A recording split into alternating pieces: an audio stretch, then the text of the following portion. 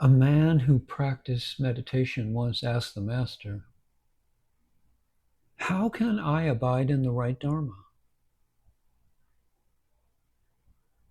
To seek abode in the right Dharma is wrong. Why so? Because the right Dharma is neither wrong nor right. Then how am I to become a Buddha? You need not cast aside the worldly mind. Just refrain from soiling your self-nature.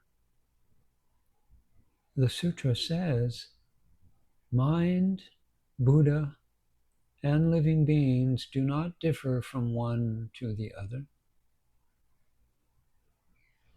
Can we gain deliverance just by interpreting in this way? Since fundamentally you are not bound, why seek deliverance? The Dharma is beyond mere words, speech, and writings. Do not seek it amidst a plethora of sentences. The Dharma does not pertain to past, present, and future. You cannot unite with it at the level of causal law. The Dharma transcends everything and is incomparable.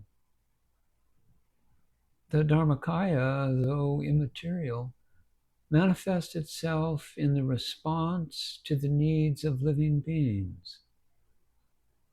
So you cannot turn away from the worldly to seek deliverance.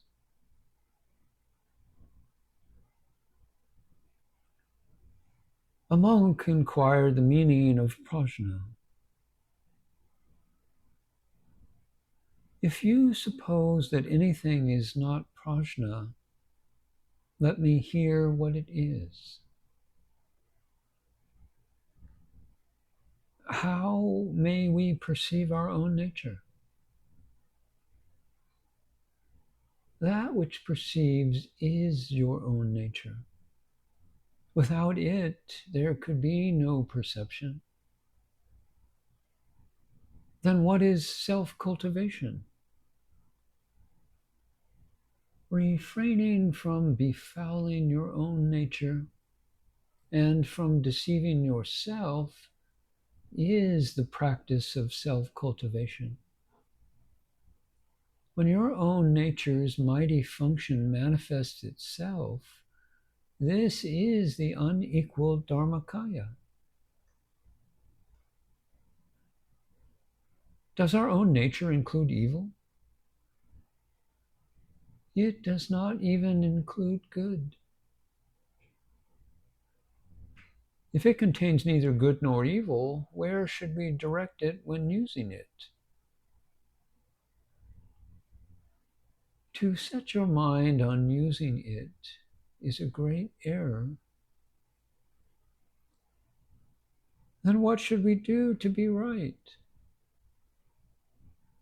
There is nothing to do, and nothing which can be called right.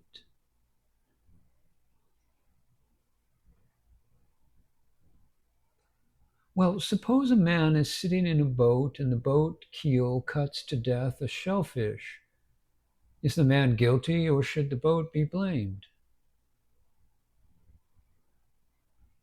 Man and the boat had no mind to kill the shellfish, and the only person to be blamed is you. When a tearing wind snaps off a branch which falls and kills somebody, there is no murderer and no murdered. In all the world, there is no place where living beings do not have to suffer.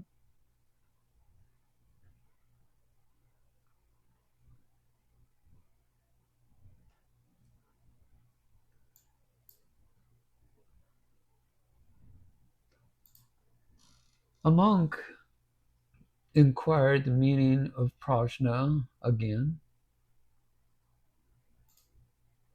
and there was no reply.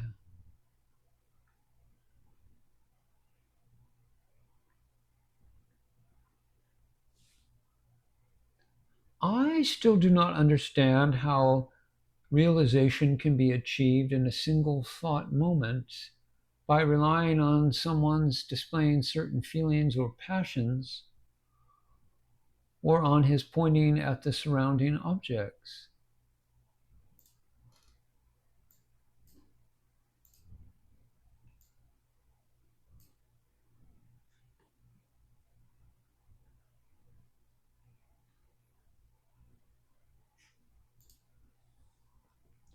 It seems speech or silence and his raising his eyebrows or moving his eyes about, what does that mean?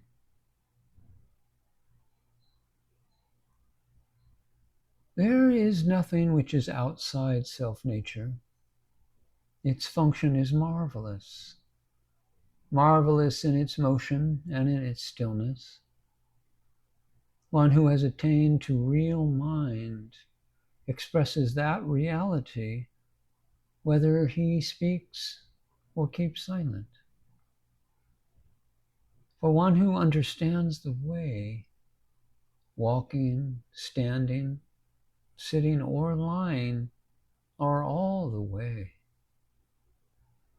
When the self nature is obscured by delusion, myriad illusions arise.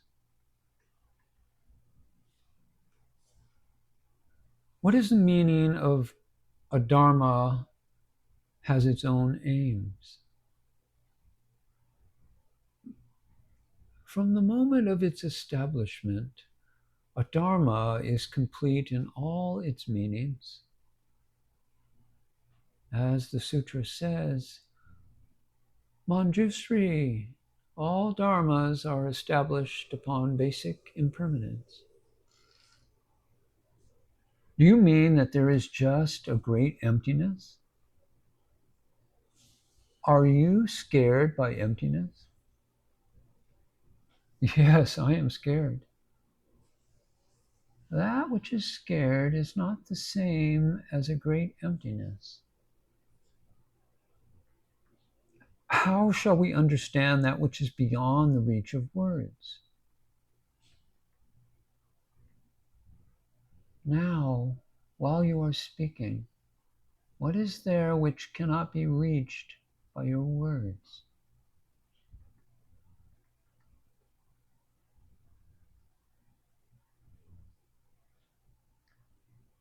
Ten older monks came and asked the master, there is a sutra which speaks of the destruction of the Buddha Dharma, but we do not know if the Buddha Dharma is destructible.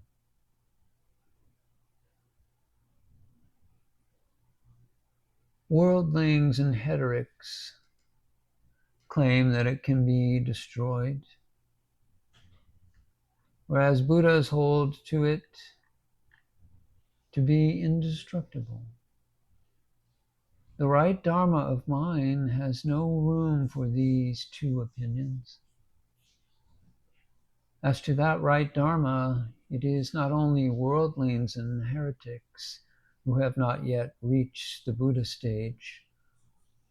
For the followers of the two smaller vehicles, the Shravakas and the Pratyeka Buddhas, are just as bad. Do the dharmas that treat of reality, illusion, immateriality, and materiality each have a seed nature?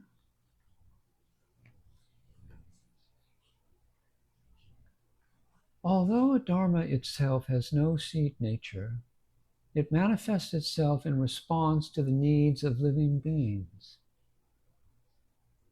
When the mind abides in illusion, everything becomes illusory. If there were a single dharma or phenomena not illusory, illusion would be stable. If the mind is immaterial, everything is immaterial. If there were a single dharma not immaterial, the concept of immateriality would not be valid. When you are deluded, you run after a dharma. When you are enlightened, you can manipulate it. The utmost limit of the universe, with all its immense variety, is space. In all Earth's many rivers merge with their final destination, the sea. All saints and sages can reach their apotheosis in Buddhahood. And the 12 divisions of the canon, the 5 groupings of Vinaya, and the 5 groupings of Sastras have for their highest aim realization of the one mind. Mind is the marvelous basis of meditation and the great source of all phenomena. It is called the storehouse of great wisdom, or the non-abiding nirvana. Although there are innumerable names for it, all serve to designate mind. What is illusion? Illusion has no stable appearance. It is like a whirling fire, like a mirage city, like puppets on strings, like the mirage oasis caused by sunbeams, like flowers in the sky. None are real. Who is the great illusionist? Mind is the great illusionist. The body is the city of great illusion, and names are its garments and sustenance. In all the worlds, countless as Ganges sands, there is not anything which is outside illusion. Worldlings unable to understand illusion are deluded by illusory karma wherever they happen to be. Shravakas, being afraid of illusory phenomena, darken their minds and enter a state of stillness or relative nirvana. Bodhisattvas, knowing all illusions and understanding that their substance is illusory, are indifferent to all names and forms. The Buddha is the great illusionist who turned the great illusory Dharma wheel, attained illusory nirvana, transmuted illusory samsara into that which is beyond birth and death, and transformed lands of filth, innumerable as the sands of the Ganges, into the pure Dharma Dhatu.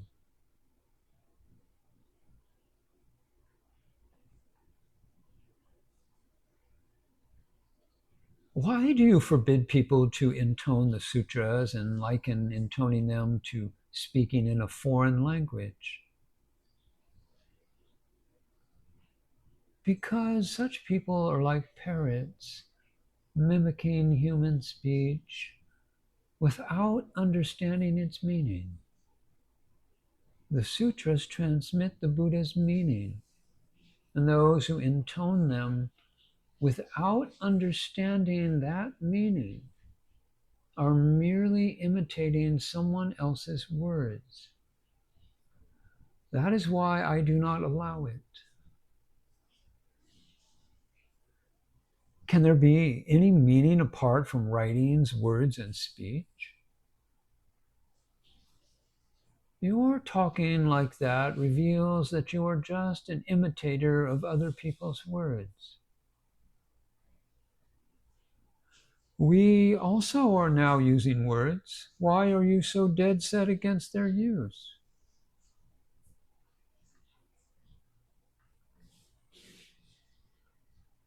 Now listen attentively. The sutras are writings set forth in specific order. When I speak, I use meaningful words which are not writings. When most living beings speak, they employ words from writings, but they are not meaningful. To comprehend real meanings, we should go beyond unsteady words. To awaken to the fundamental law, we should leap beyond writings. The Dharma is beyond words, speech, and writings. How can it be sought amid a plethora of sentences? That is why those seeking enlightenment forget all about wording after having arrived at the real meaning. Awakened to reality, they throw away the doctrine just as a fisherman, having caught his fish, pays no more attention to his nets, or as a hunter, after catching his rabbit, forgets about his snare.